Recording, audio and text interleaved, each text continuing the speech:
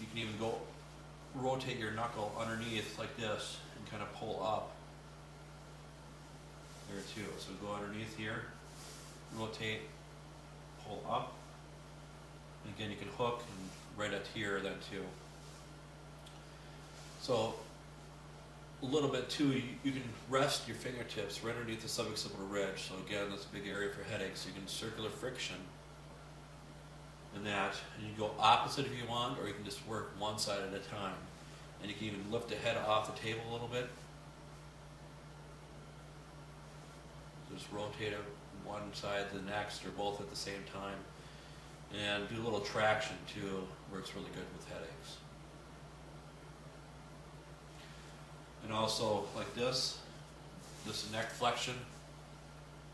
So when you're bringing the neck flexion like this, it's helping stretch out those muscles that might be a little bit more contracted.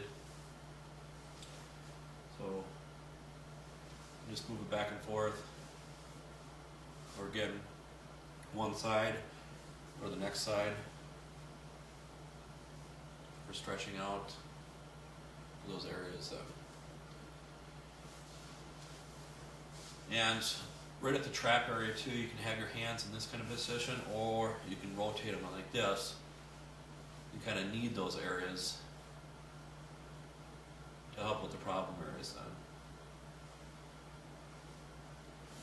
then. Another thing too is you can kind of bring the shoulders down.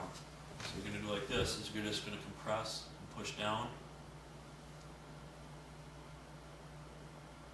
So some people develop headaches from like the levator scapula, even if the shoulders up too much, or if their shoulders a little bit more too rotated, and it's causing pain along the neck and it's sending it into the head area. So those all the areas you want to test out beforehand, just to make sure then.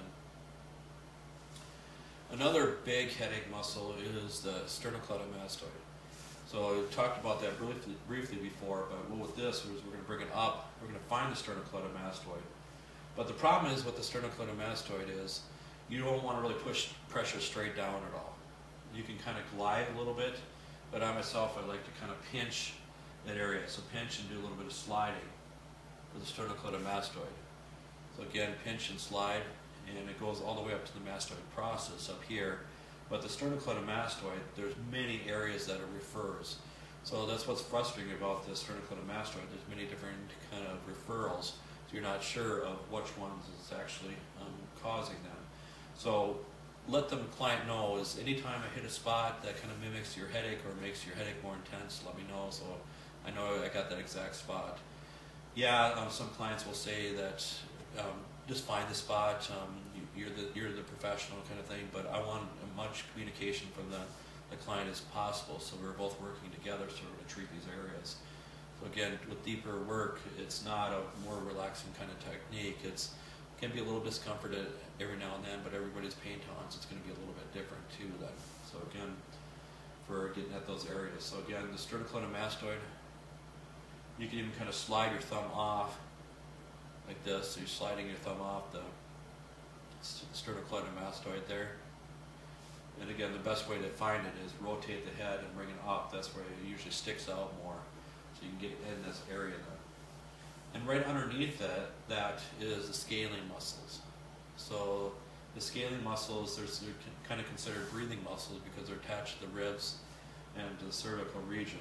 So that's why you got to use that as a landmark, is that kind of go underneath of that area to get its scalenes.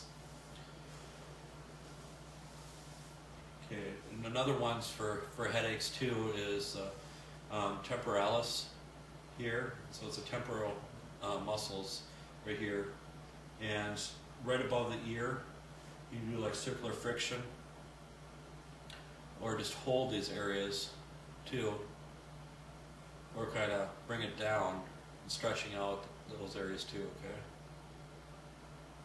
Again, but anytime you feel a pulse, so if you're really close to the temporal pulse, make sure you're not putting a lot of pressure on that area, because any area that has pulses, make sure you're not using a lot of pressure, because they can damage areas with that.